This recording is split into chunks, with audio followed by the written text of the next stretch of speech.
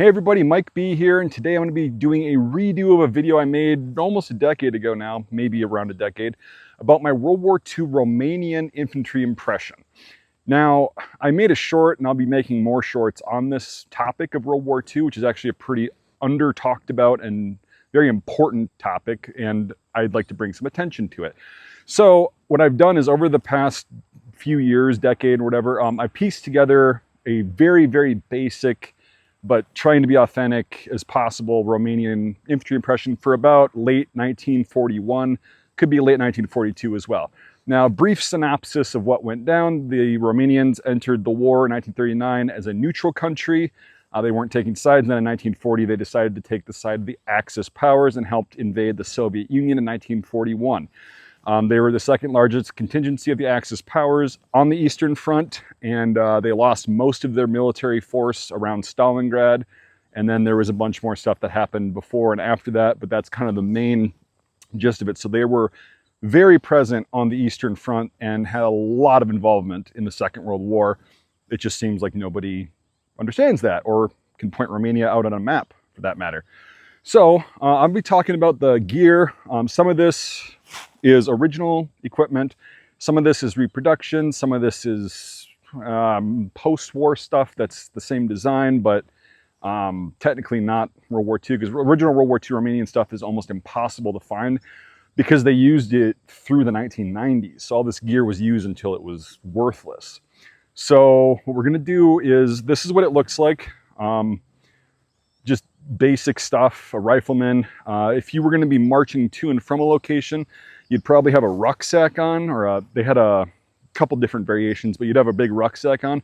But for the most part, like most militaries, when you got to where you were going in your area of operations, you would ditch that in either a train or, you know, a big stockpile for all your stuff, so you could actually be more mobile.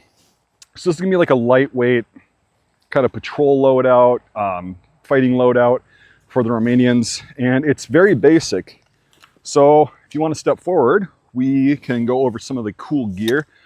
So obviously the first thing that everybody wants to know about is the firearm. The main rifle, the main infantry rifle of the Romanian armed forces in the Second World War was the Czechoslovakian VZ-24 Mauser. Now they ordered approximately, I think 700,000 or 800,000 of these in the mid-1930s, and I think 400,000 to 500,000 were delivered by the end of 1941 under that contract. So this is one of those that was refurbished after the Second World War.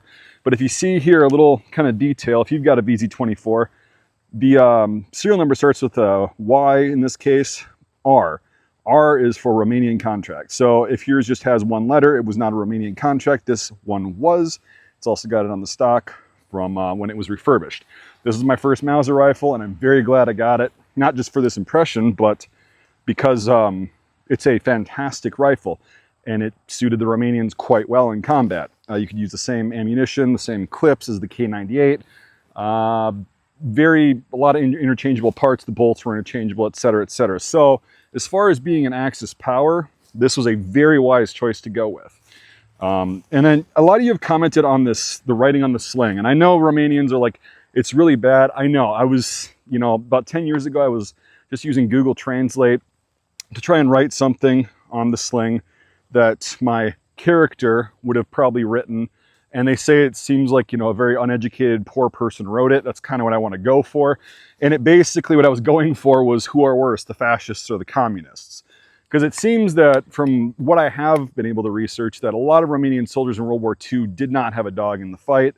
They were conscripts that were taken from their local villages, farms, whatever they did, and just kind of forced into service like a lot of countries had in World War II. So I figured I'd just add that little part, not to be a total hipster, but whatever. So yeah, Czechoslovakian. And with the Czechoslovakian VZ-24 came the bayonet. Now, the VZ-24 bayonet is unique from the K98 bayonet. Even though they will work on each other, this will work on a K98 and vice versa. This actually has the blade facing up on the bayonet itself, whereas most bayonets have the blade facing down, and then the ring, or if they have a ring, and the mounting lug or whatever, it's going to be on this side. This one is obverse. The Austro-Hungarian Mannlicher, or the Steyr Mannlicher M95 rifle bayonet was also the same way. So you can put that on like this. I'll just give that a quick demonstration. And there's your bayonet. So these are widely used like any other bayonet for close quarters stuff, prisoner escorts, tools, etc. And they were held like this. Their kits kind of got inspiration from German kits. This is probably the wrong cover. It's really hard to find reproduction correct World War II Romanian gear. This is actually an original Romanian e-tool. I'll do a separate video on that, but this is kind of, you can see on the top, it's the pointed one, it's dated 1941. Very lucky to have this. So that's how they would carry their e-tool and their bayonet on their left side. Again, just like the Germans, this looks very similar. It's identical, and all this is interchangeable gear pretty much. The pouches are also Czechoslovakian that would come with the rifles and the big crates that they would ship. These held, I think, 4 or 5 chargers a piece. I'm not going to open these because they're actually really hard to get back. I got to put some saddle soap on these and get these boys more subtle, or subtle, or whatever you want to call it. I've heard people pronounce it different ways. Anyway, staying on track. Now I've got this M24 potato masher, or stick grenade, the German one, because the Romanians were very under-equipped when it came to anything except their basic kit. And even that's kind of debatable. So they would carry a lot of German ordnance, grenades, mortars, vehicles, anti-tank guns, artillery pieces. But they would all get like the second and third hand stuff. A lot of it was from the First World War, even before that. So that's why a lot of the German units were like, well, hey, if these guys are going to be helping us with this assault or wherever we're at, let's give them what they need as much as we possibly can, because they were also under supply, but that's a different topic. So that's why I've got this in here. You'd see a lot of these. Some of them would have Romanian grenades. You'd have the M39 egg grenades. Some of them would have Soviet grenades that they would capture and use, because what else are you going to do? So yeah, there's that. And then the belt is just a plain leather belt. This is a communist era one. That's the same exact design as the World War II one. It's just kind of this pebbled, you know, communist plastic. I think that's vinyl coated leather, the pebbled leather instead of just raw leather. The buckle's identical. It's just a plain black buckle. Nothing on it. I think it's a 2-inch or like, no, it's a 3-centimeter belt. So that'd be about 3 inches. So anyway, just little nerd details like that. But that was the standard belt. They didn't really issue Y straps, I found out. So these loops are actually for the rucksack to hook onto. The reason they didn't have Y straps is because A, they were undersupplied, underfunded, and B, they didn't see a need for them because, I don't know. A lot of officers you see in pictures will have private purchase them, and some actually would get issued German ones or acquire German ones. And you see some Romanian soldiers wearing those as well throughout the war. A lot of German equipment, especially as the time went on, especially in 1943 and 44, you see a lot of Romanians carrying German weapons. They got German belt buckles, German helmets, some of them, just a bunch of stuff. So that topic is, I think, talked about to the extent that I want it to in this video. Now we've got the haversack. This is an original mess tin. It's got enamel on the inside. I don't know if you can see. Oh, this one's still dirty from our last event. Whoops. I know, I'm horrible at maintaining my gear. So oh, the date's right there. That's cool. So this is a communist era shelter half, 1977, but I was told by my Romanian friends that this is the exact same pattern, and they would have been using this color. So it's very feasible, besides the stamp and all the date and everything, that this exact kind of shelter half would have been used by Romanian World War II troops. Now this haversack is pretty much like most militaries had. You know, like the Germans had their bread bag. This is technically, you can call it a bread bag or a haversack. They'd keep rations, extra socks, some ammo maybe sometimes, weapons, cleaning kits. Day-to-day stuff that you need for a day or two, maybe out in the field, would all be held in here. Now, the problem with these is it's big and bulky and all this stuff straps to it. So it kind of got in the way. A lot of the pictures you see of guys actually in fighting would even ditch this to just have the complete basic loadout. And sometimes you even see them ditching their e-tools and just having their bayonets on their belts or whatever, or putting their e-tool in their belt and then getting rid of this cover because it was cumbersome and it's easier to carry like this. So it all depended on what the individual wanted to do and how they wanted to utilize their equipment. So then back here you see more acquired German gear. The Romanians had a couple different kinds of canteens that they were using since the First World War again. And it was a lot of hand-me-down stuff. They came out with a different model. I can't remember exactly what it was, what year, but there weren't enough of them and they were kind of built crappily. So a lot of them would just get German canteens and, again, Soviet canteens, whatever they could beg, borrow, or steal, they would be using. So that's why I did this for my particular impression, because I could not find an original Romanian canteen to save my life.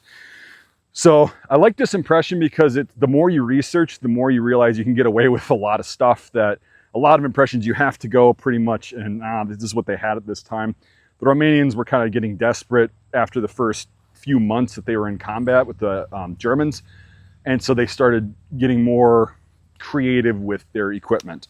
And then they actually got combat experience. So they'd be like, yeah, hey, the new guys, ditch this. We're going on this, just trap or pack light, etc., etc. We'll move up here right now. This is the Romanian M39 steel helmet. Yes, it is patterned off of the Dutch M34 steel helmet. In fact, the first batch of contracted helmets were actually made in the Netherlands in 1938 and 39. And they had the crest on the front. It was the King Carol crest. It wasn't the Dutch one with the lion and all that stuff, but it was still the same shape, like an oval right here. A lot of the guys didn't like King Carol, or they just didn't like that badge because it was reflective. It was kind of brass colored. And they would take it off, and then some helmets were just made without these later on, or those things. So that's why I just chose to do this, because I'm not going to ruin an original that's got one of those, because they're very valuable and hard to find. And I don't really feel like taking the time and effort to put a repro one on there when it doesn't need to happen. This liner is a post-war replacement. It's technically, this isn't the correct chin strap or whatever, but you can get away with it. They would have stuff that they would get made, or I've seen some originals that have German chin straps because theirs would break or rot away, and they would acquire one from a German helmet or whatever. So, but this one is, I've got a video on my original M39 and original configuration with the tar covered canvas / leather liner. It's a 3-pad system, and it's got a black chin strap that's got some more different hardware on there. That's why I use this for the impression, because I don't mind if this one gets beat up, and I don't want to use my original for the reasons I just spoke of. This is the actual, as close to the original color as I could find. It's kind of, the communist ones, the communist era ones were painted this darker kind of olive drab versus an olive green, which this is. Very close to actually the Soviet SSH 40 color, if you know what that is, kind of a moss green, lighter green. So I did that, and they were notorious for rubbing mud on their helmets, just like most countries were. Camouflages it and reduces glare, because this was not textured. It was a smooth coating, and it was kind of shiny because of the, I don't know what they used in this particular paint, but it was made for durability, and therefore you're gonna get a little bit of shine. So that's the mud. Should probably put some more on there. This little thing in the back is very interesting, on the little hole right there. On their rucksack, maybe I'll post a picture in the video, maybe I won't, but you can Google this. It's pretty easy. Even the communist era ones have this feature. That little hole right there is so you can put the helmet on this little carrier that's on the outside of the rucksack, and the strap actually goes through there and holds it on. So when you're marching, you actually can wear this field cap that they had. I forgot the actual name of it, but it was kind of a, they've been wearing the same style since the First World War. It's pretty much like an overseas cap or a police bonnet, you know, the French kind, with a visor, and I don't know, it's Austro-Hungarian influence. I have no idea where it came from, to be honest with you. If you're from Romania and you know the history behind this style of hat for the military, just let me know. I don't know if this is a civilian one that the military just adopted, or if it's actually always been a military design. But yeah, they would wear this field cap when they were usually not in combat. You see some pictures actually where the guys are wearing this in combat. I don't know if they lost their helmets or whatever, but so they wouldn't be wearing their helmets all the time, but in combat they're going to be wearing this. So moving on, we've got the uniform itself, which I had custom made a long time ago, and that person is no longer making uniforms. So myself and a couple of my friends are the only ones that have these in the US that I know of. So this is the M1939 variant. There were 2 variants. I'm going to talk about this one in this video. The only difference really is the cuffs and the pleating on the pockets. I'm not going to show you my behind on that one, but it's just kind of like the scalloped pockets versus just a straight thing. Same with this. It's fancy, and then it just went to a straight cuff in 1941 to simplify the manufacturing process. But you're gonna have 2 breast pockets, no hip pockets. It's just a standard wool tunic. Get your epaulets where rank was had. This is, again, I forgot the Romanian term or the word, but basically like a lance corporal or private first class, you know, something like that. One step above bottom of the barrel. And they would wear their rank on their shoulders. A lot of times you don't see them with rank because they didn't care. Everybody knows who each other is. But sometimes, especially very early on, you're going to see this a lot. And then the pockets are okay. There's not a lot of storage space, really. Pants are just standard wool pants. They're actually pants, they're not trousers, which is pretty cool. Now, Romania was actually one of the few militaries besides the Soviet Union and Japan that I can think of, for the most part, in the Second World War, who still wore boots with hobnails in them, like leather boots with hobnails, shoes, and wool puttees or leg wraps or whatever you want to call them. So they had these throughout. Sometimes you see them, they would get German Gamaschen, you know, the gaiters. They would acquire those. And sometimes you even see them with captured jack, or not captured, but acquired jack boots, or maybe they had an extra set, which is rare, but sometimes you see them. I've seen pictures. In the summertime, they had a cotton uniform that was cut the exact same way, but it was just a cotton twill instead of wool. And because cotton is a lot less durable than wool, you'd see a lot of people, which I'll make another video on, like a summer impression, but you would see them wearing the cotton tunic with the wool trousers for durability. It's kind of a cool look. I actually like it better than this, but I figured I'd start with this video. And so you get the uniform, the boots, all that stuff. The minor details like the food and stuff like that, I'll do a separate video on because I don't have that stuff right here right now. I'll go over kind of what they ate, what they would be carrying as far as that, like personal items, things of that nature, dog tags, etc., etc. But for this one, for the sake of keeping this not an hour long, I'm just gonna stick with what we've got here. I think I've got everything covered. Yeah, I think that's about it for the absolute basic impression. If I missed anything, if you notice, or if you've got any questions further than this, please let me know in the comments. I'll try to answer them. This is a really cool, I love doing this. I've been to an event where we showed up and most people were like, what is that? Are you guys Italian? What are you? I'm like, close. The Italians were also on the Eastern Front. But, and then there was one guy, a German reenactor, who's like, oh, cool, we got Romanians. So some people do know about it, but it's pretty uncommon. And then we actually played the part like we were supposed to. So it is fun. It has been done in the United States. So all you guys in the UK and some of you guys in Romania, we're going to try to get this going here. Hopefully, if I could find somebody to make this stuff and find a source for things. It's very hard to find, like I said at the beginning of the video. All right, with that, I appreciate you guys so much for watching this. And if you want to help me be able to afford more impressions like this to make videos on, detailed, non-detailed, whatever you want, you can support me on Patreon. That's the best way to do it, to be honest. $5 a month or more on Patreon gets you into my Discord server, which is awesome. I love that place. I'm on there every day, pretty much as I can be. And a lot of really cool people on there, a lot of cool information. I've learned so much on there. So if you're into history and all that stuff and you like talking about this stuff and, you know, firearms and all that jazz, $5 a month or more, totally worth it. It's fantastic, great community in there. If you can't afford that, I totally understand that. And I just appreciate you watching. So like everyone says, like the video, it helps with the algorithm, comment, share it if you want it. Because this is kind of a niche topic and I love it. I'm not giving up on it. So anyway, these impressions are very fun, but a lot of them cost a lot of money. If you're a reenactor, you know what I'm talking about. So I can't do every single impression in the world, but I'm going to be making videos like this on the ones that I do have. So hope you enjoyed this. Hope you learned something, and we'll see you on the next video.